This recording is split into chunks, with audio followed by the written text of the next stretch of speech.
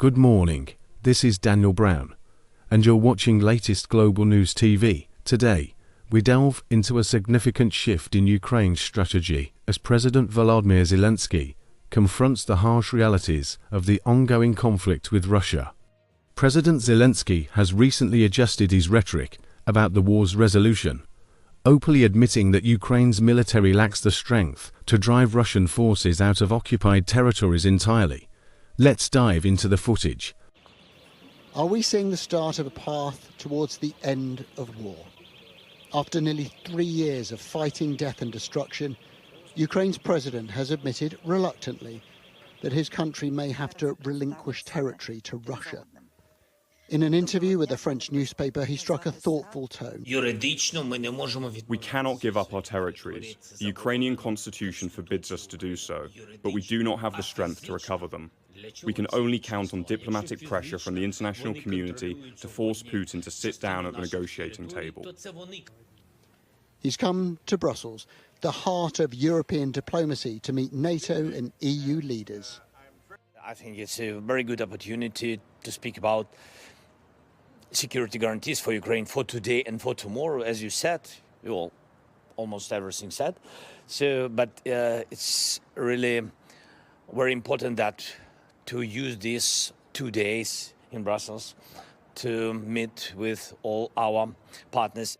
Alongside him, the head of NATO, talking about a peace deal, but clear that Ukraine must be able to negotiate from a position of strength. Very much high on the agenda is to make sure that the president, his team, Ukraine are in the best possible position one day, when they decide so, to start the peace talks.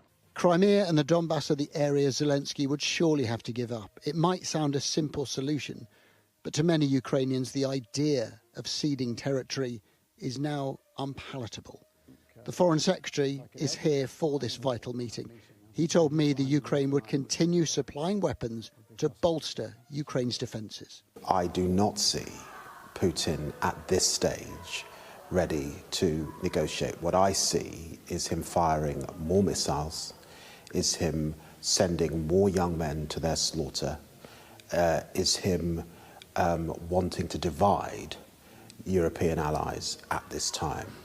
It is only a few weeks since President Zelenskyy raised the spectre of a resolution when he told Sky News that NATO membership would end the war.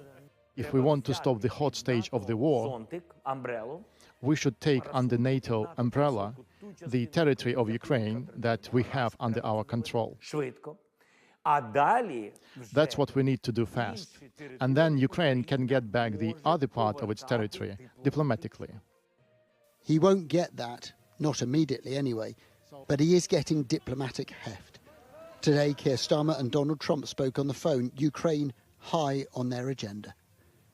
The fighting does go on. It is grueling, vicious warfare.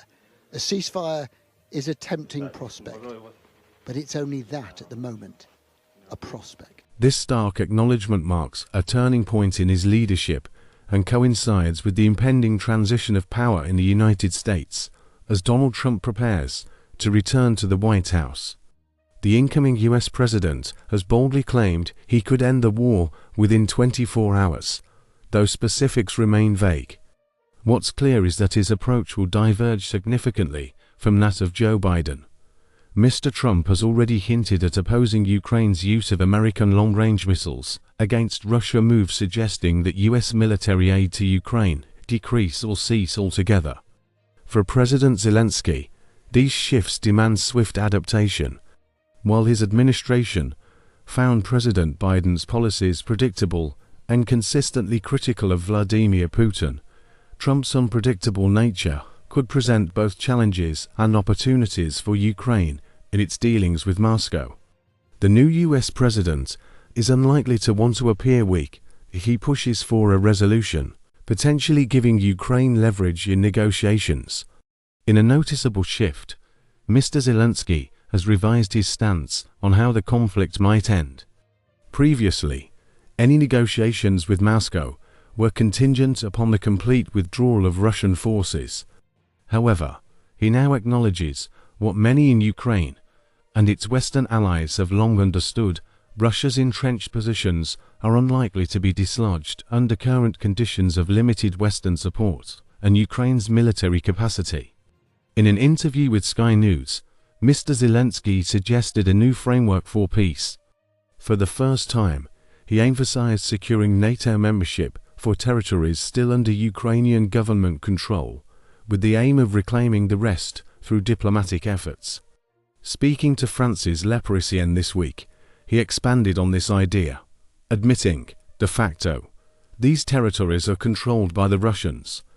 We lack the strength to recover them militarily. Diplomatic pressure from the international community is our only viable path to bringing Putin to the negotiating table.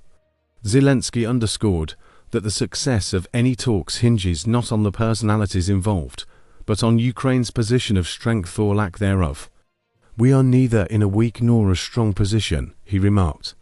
He called for the development of a robust peace plan, saying, "We need a comprehensive model or action plan to present to Putin or, more broadly, to the Russian people." As Ukraine navigates this complex and evolving situation, stay tuned to latest global news TV for continued updates. Don't forget to like and subscribe for more breaking news.